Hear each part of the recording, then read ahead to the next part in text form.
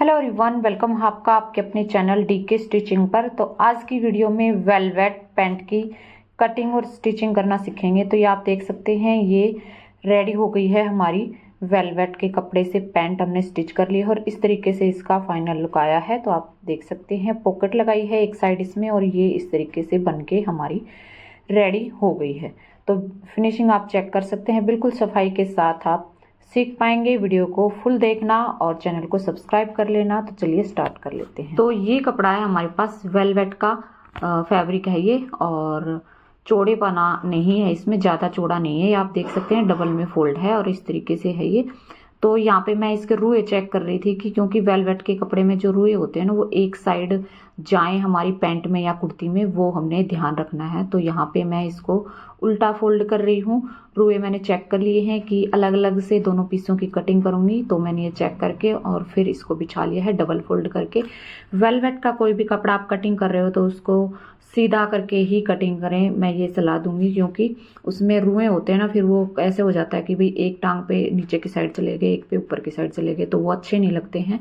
तो आप सीधा करके उसको कटिंग करें। अब यहाँ पे पैंट की कटिंग कर रहे हैं। ये मैंने 1/2 इंच ऊपर से इंच टेप छोड़ दिया है और नीचे से जितनी आपकी लंबाई है, लंबाई का निशान लगा लेना है और फोल्डिंग के लिए आपने 2.5-3 इंच जितना लेना है उतना ले लीजिए। तो ये निशान मैंने दोनों लगा दिए हैं। किनारी वाली साइड मैंने अपनी साइड रखी है, तो किनारी को तो हम बिल्कुल निकाल ही देंगे कपड़े में से, ठीक है। तो अब देखो यहाँ पे मेरा हिप का साइज है 40 इंच, तो इसके हिसाब से मैं जो पैंट की कटिंग करूंगी। 40 का 4th भाग आ गया हमारा 10 इंच।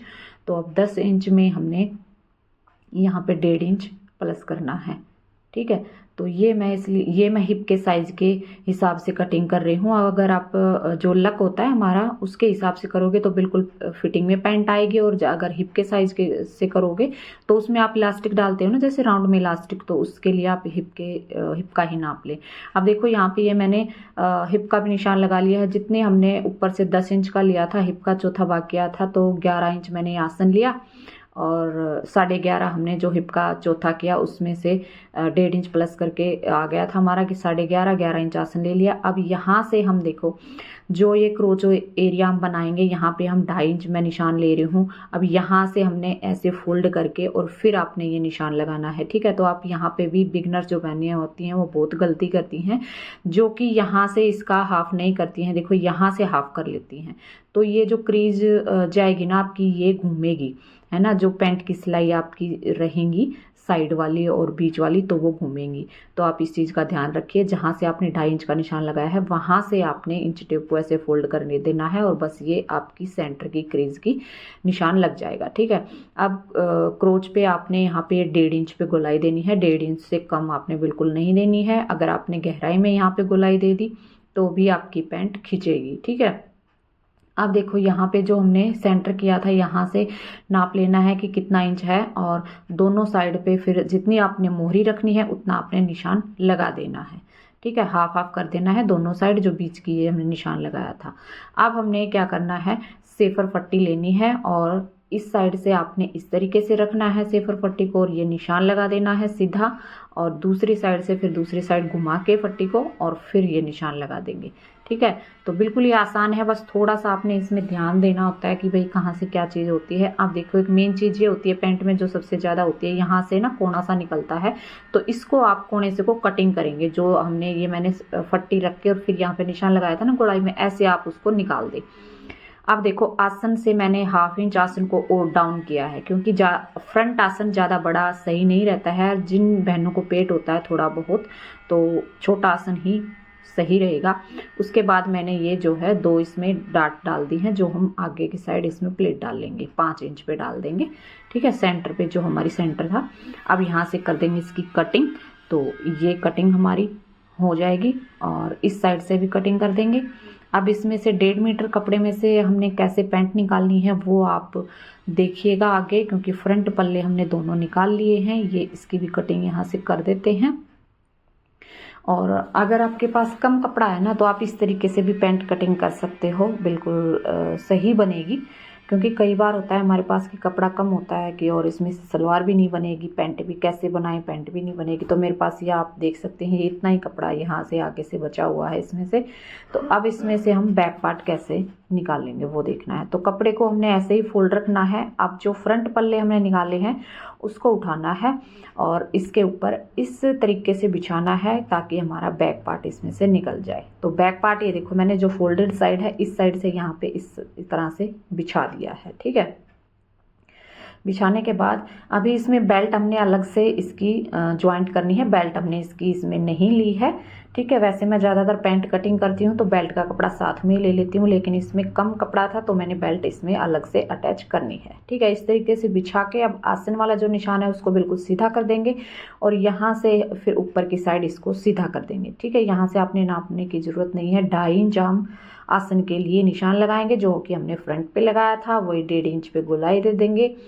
उसके बाद यहाँ से हमने ये 1.5 इंच पे इस तरीके से ये यहाँ से इसको मिला देना है। ठीक है, नीचे से हमारा क्योंकि इसमें कपड़ा हमारे पास नहीं बचा है तो हम इसको बिल्कुल बराबर ही रख लेंगे। जो मोरी है ना, मोरी मैंने पहले ही थोड़ी सी एक्स्ट्रा ले ली थी, जितनी हमने मोरी रखनी है उस हिसाब से मैंने ले ली थी, क्योंकि बैक पार्ट में इन मोरी की साइड से हमारे कपड़ा इसमें नहीं बचेगा तो मैंने वो एक्स्ट्रा ही ले ली थी। ऊपर से हमारा बैक जो है आसन हम एक्स्ट्रा रख देंगे और यहाँ से नीचे से हमारा बिल्कुल बराबर आ जाएगा तो भी पैंट हमारी अच्छी बन जाएगी। ठीक है, तो ये मैंने बनाई है और मैं आपको पहन के भी मैंने जो है रील वगैरह यानी कि शॉर्ट वीडियो डाली है तो आप वहाँ पे देख सकते हैं। इसका फाइनल लुक बहुत ही बढ़िया आया था। इस साइड से हम बिल्कुल बराबर इसको कट कर देंगे। तो ये देखो इस तरीके से हमने कटिंग कर लिया है। अब इसकी सिलाई भी मैं आपको बता देती हूँ। तो ये वीडियो है ये थोड़ी सी सही नहीं बन पाई थी, बाकी आपको थोड़ा बहुत आइडिया लग जाएगा इसमें, आपको मैं बताती जाऊंगी। तो सबसे पहले आपने आसन जो हमारे हैं दोनों आसन को सिलना है, डबल सिलाई लगानी है। आसन से नीचे की साइड देख सकते हो आप, मैंने सिलाई जो उल्टी की है वहां से मैंने 1/2 इंच आसन को खुला छोड़ा है। ठीक है, बिल्कुल कंप्लीट आसन की सिलाई नहीं की है। तो ये सिलाई बहुत ही इम्पोर्टेंट होती है सिलाई में। इस सिलाई को हमारे ऐसे लगाते हैं तो पैंट हमारी खिंचती नहीं है। ठीक है, आसन से जो आसन के नीचे की जो सिलाई होती है ना, लेग्स पे जाती है, वो सिलाई नहीं खिंचती है। तो अब यहाँ से दोनों आसन मैंने जोड़ लिए हैं और एक्स्ट्रा कपड़ा कट कर दिया है। उसके बाद ये देखो मैंने बेल्ट के लिए ये कपड़ा कटिंग कर लिया है। ये मैं आपको नहीं दिखा पाई, ये वीडियो स्किप हो गई थी। ये बैक के लिए है, हमने पीछे का आसन बढ़ा के रखा है, एक साइड से तिरछा कटिंग किया हुआ आपको दिख रहा है, और फ्रंट का हमने वही जो है बराबर लिया है। ये हमने पॉकेट कटिंग कर ली है। पॉकेट की कटिंग की लंबाई हमने यहाँ पे 13 से 14 इंच रखनी है, चौड़ाई इसकी 7 इंच रखनी है। ठीक है, और फिर गोलाई में हम इसको कटिंग कर देंगे। बस यही करना है पॉकेट में। उसके बाद अब हम पॉकेट लगाएंगे। सबसे पहले तो फ्रंट साइड का जो सीधा साइड हमारा होता है, राइट साइड हमारी पॉकेट लगती है, तो यहाँ से 1/2 इंच मैंने ऊपर की साइड छोड़ दिया है और पॉकेट की लंबाई मैंने रखी है 6 इंच।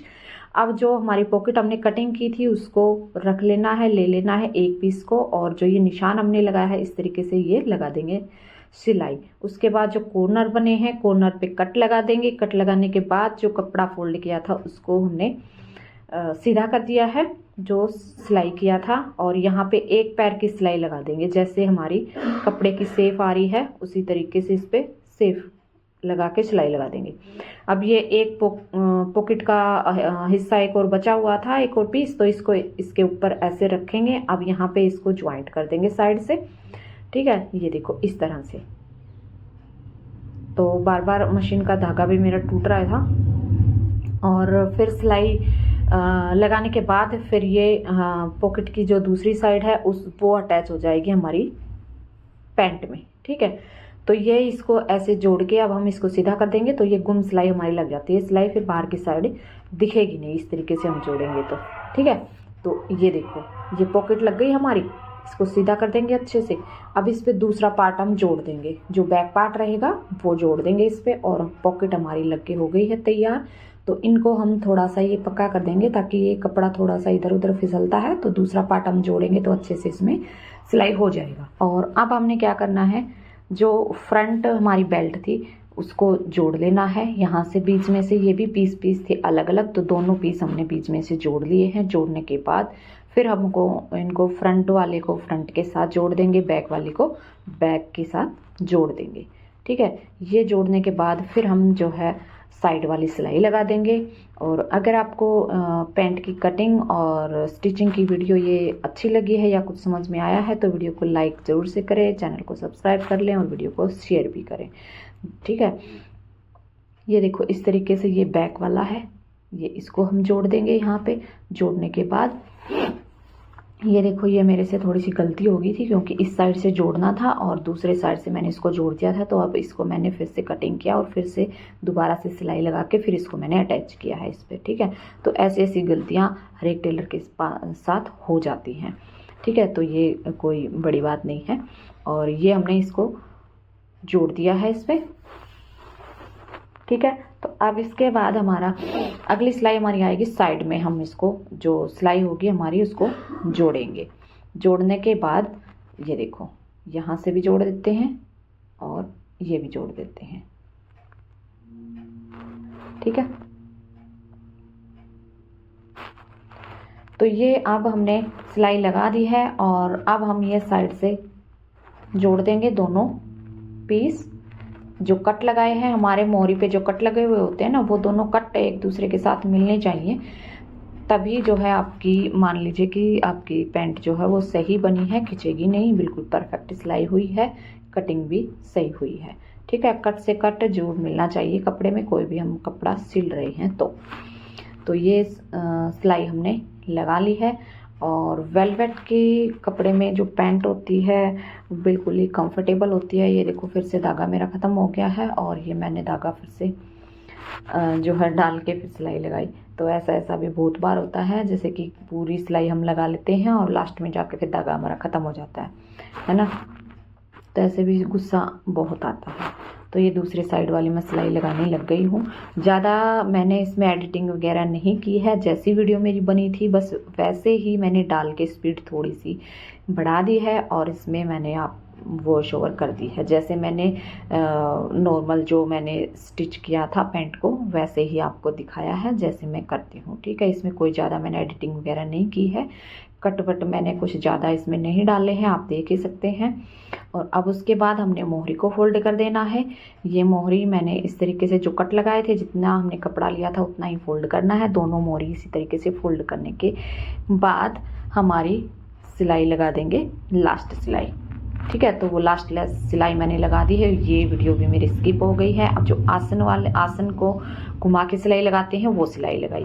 तो अगर आपको ये सिलाई मैं इस वीडियो में नहीं दिखा पाई तो मैंने ये इसी टॉपिक पे एक वीडियो और डाल रखी है इसी चैनल पे, तो 2-4 वीडियो पीछे आपको वो वीडियो मिल जाएगी, आप जरूर देख लीजिएगा। ठीक है, और अब इसके बाद इलास्टिक हमने ले लिया है। तो इलास्टिक कितना लेना है, जितना आपका लेग का साइज होता है उसमें से आप 5 से 6 इंच कम इलास्टिक ले लो, बिल्कुल सही आएगी। ठीक है, तो ये 6 इंच मैंने कम इलास्टिक ली थी जितनी हमारी कमर होती है, जहाँ पे यानी कि हम पैंट पहनते हैं वहाँ से आपने नाप लेना है। ठीक है, अब इसके बाद ये देखो जो हमने बेल्ट ली थी उसको फोल्ड करते जाएंगे और जो सिलाई लगाई है मार्जिन दिखेगा उसको हम अंदर की साइड इसमें दबाते जाएंगे। और कपड़ा हमने बिल्कुल भी खींचना नहीं है, बिल्कुल भी नहीं खींचना है। ठीक है, अगर कपड़ा आपने खींच लिया ना तो इसमें आपके झोला जाएगा, बिल्कुल सफाई से आपकी जो है इलास्टिक इसमें नहीं डलेगी। तो अगर आप के कपड़े में थोड़ी सी ऐसे चुन्नटें वगैरह आ रही हैं तो आप वहीं पे उस चुन्नट को ख़त्म कर दें छोटी सी प्लेट डाल के। ठीक है, आगे बढ़ा के ना लेके जाएं। ठीक है, तो कभी कभी आ जाती हैं थोड़ी बहुत, तो उसमें हमने छोटी सी चुन्नट वहीं पे डाल के और वहीं पे उस झोल को ख़त्म कर दो। ठीक है, तो इस तरीके से इलास्टिक को हम खींचते भी जाएंगे, खींच के और फिर ये सिलाई हमने कंप्लीट करनी है। ठीक है, बिल्कुल ही ध्यान से लगानी है, इलास्टिक पे हमारी सिलाई ना लगे, ये इस चीज़ का भी हमने ध्यान रखना है। अगर इलास्टिक पे सिलाई लग गई तो फिर हमारा इलास्टिक जो है घूमेगा नहीं बिल्कुल भी। तो अब ये हमने कंप्लीट कर ली थी सिलाई। अब दोनों साइड से पकड़ के इसको बिल्कुल खींच लिया है और इक्वल कर लिया हमने इलास्टिक। अब देखो फ्रंट साइड 5-5 इंच पे मैंने निशान लगाया है और यहाँ पे ये लगाई है इस तरीके से सिलाई, क्योंकि जो ये इलास्टिक है यहाँ पे जो भी हमारी चुन्नटें थी ना, जो हमारा कपड़ा था वो हमने पीछे की साइड कर दिया है और फ्रंट से हमने बिल्कुल प्लेन रख दिया है बेल्ट की तरह। बेल्ट वाला इसमें लुक आएगा। ठीक है, बिल्कुल पैंट वाला लुक तभी आता है इसमें। हम इस तरीके से इसको सिलाई करते हैं। अब पीछे से जो हमारा इलास्टिक था उसको खींचते जाएंगे और एक सिलाई ये इस तरीके से हम लगा देंगे और पैंट की सिलाई हमारी कंप्लीट यहाँ पे हो चुकी है। तो आपको ये वीडियो कैसी लगी है ये देख सकते हैं। ठीक है, तो चलिए फिर मिलती हूँ एक और वीडियो के